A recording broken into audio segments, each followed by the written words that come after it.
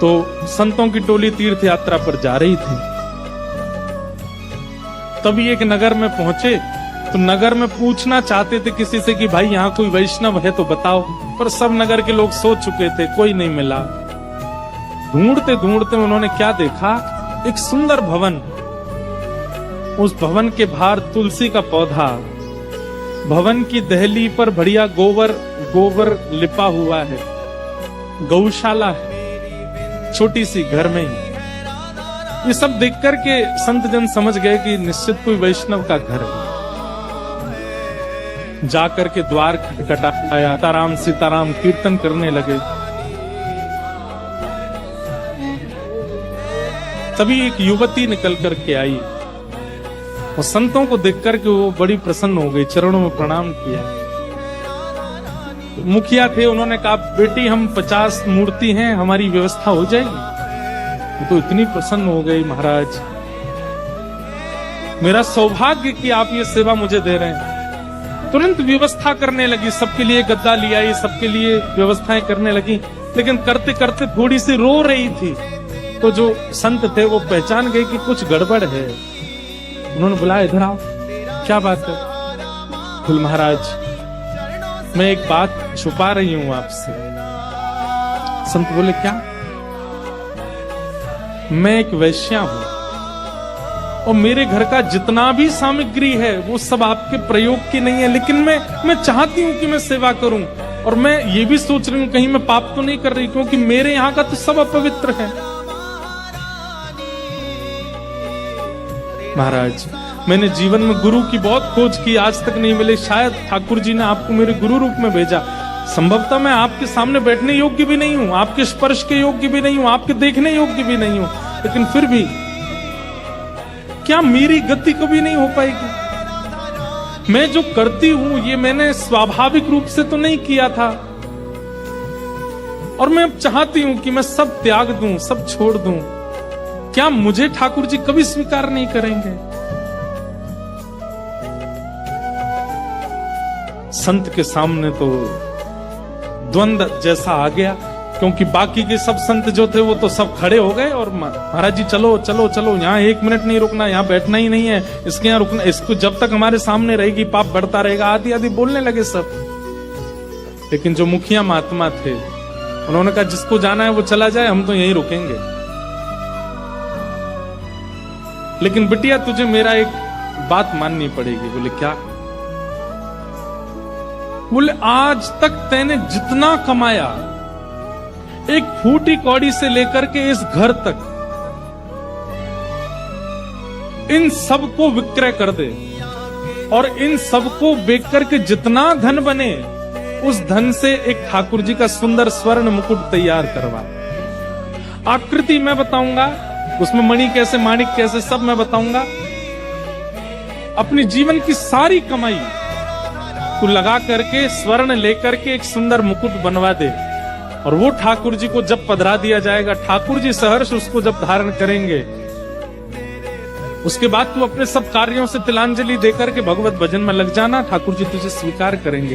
लेकिन उससे पहले संचित तेरे पास जितना है तो सब ठाकुर जी को अर्पित कर दे। एक फूटी कौड़ी भी तेरे पास नहीं बचने चाहिए, ये 2 वस्त्रों के अलावा कुछ नहीं, सब कुछ लगा दो। अगर तैयार हो तो ठाकुर जी स्वीकार करेंगे।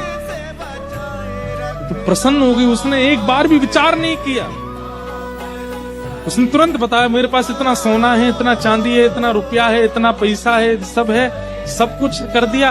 बचा हुआ ये घर है, ये जमीन है, ये सामग्री है, इन सबको बेच बाग करके सब इतना मेरे पास धन बनेगा। गुरुजी बोले तो फिर लगाओ सब, एक भी बचाना नहीं अपने पास। अपने भोजन की भी चिंता नहीं की, अपने जल की भी चिंता नहीं, कुछ चिंता नहीं करके सब कुछ लगा दिया।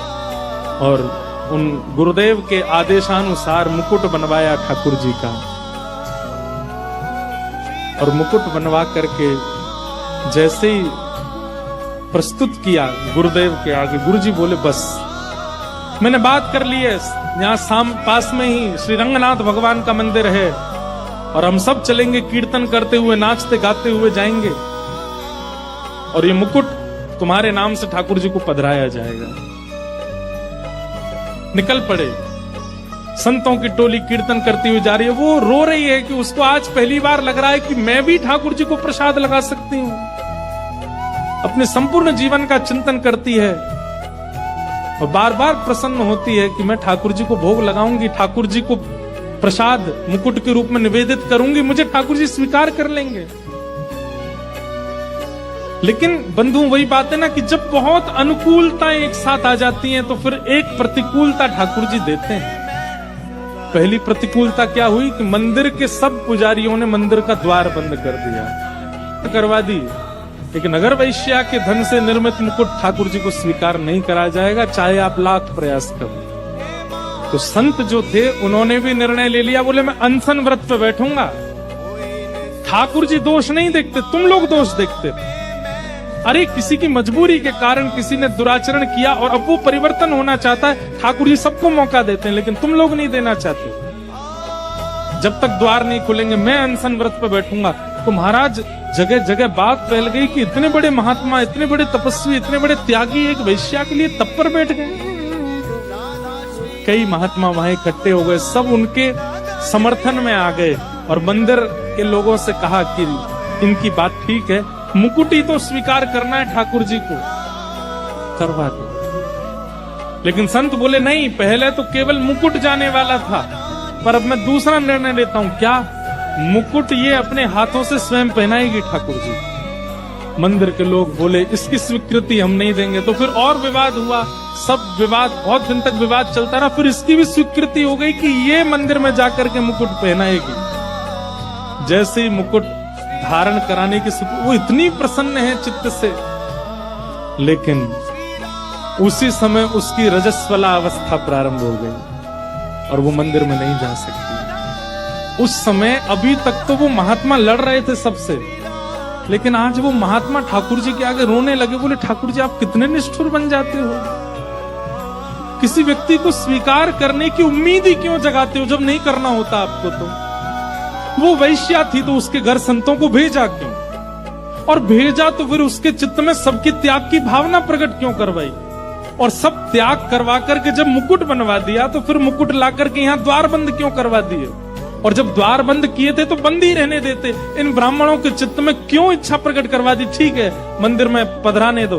फिर मैंने इच्छा प्रकट की कि वो पधराएगी तो आपने उसको रजस्वला कर दिया। वो महात्मा बोले बिटिया, मैं आज तक तो ये मानता आया था कि एक संत की वाणी और एक वैष्णव चाह जाए तो ठाकुर जी सब स्वीकार करेंगे, पर आज मैं ये कह रहा हूं कि तेरा दुर्भाग्य है कि ठाकुर जी तुझे स्वीकार नहीं कर रहे। रोती रोती द्वार पर बैठ गई और बैठी बैठी बोली मेरा मुकुट भीतर पहुंच जाए, मैं कुछ दिन बाद दर्शन कर लूंगी, मैं उसमें राजी हूं, पर आप ले जाओ मुकुट, मैं नहीं पहने, मैं तो इस योग के लायक समझ ही नहीं रही हूं खुद को, आप ले जाओ।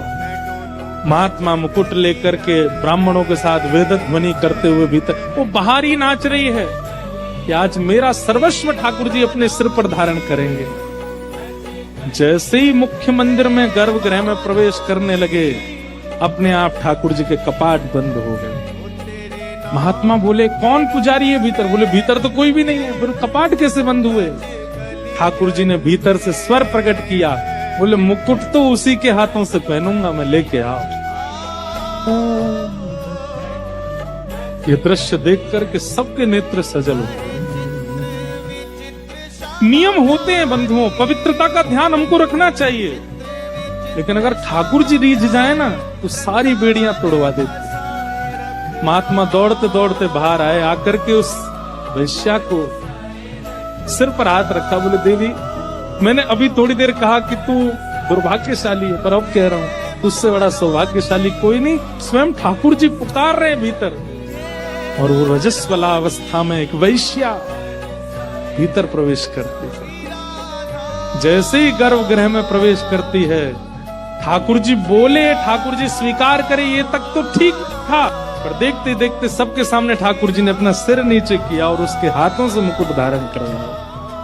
और मुकुट धारण करते ही वो बाहर निकल करके आई और ठाकुर जी के शीश पर अपनी संपूर्ण व्यवस्था अर्पित करके वहीं प्राण त्याग दिए। ठाकुर जी में विलीन।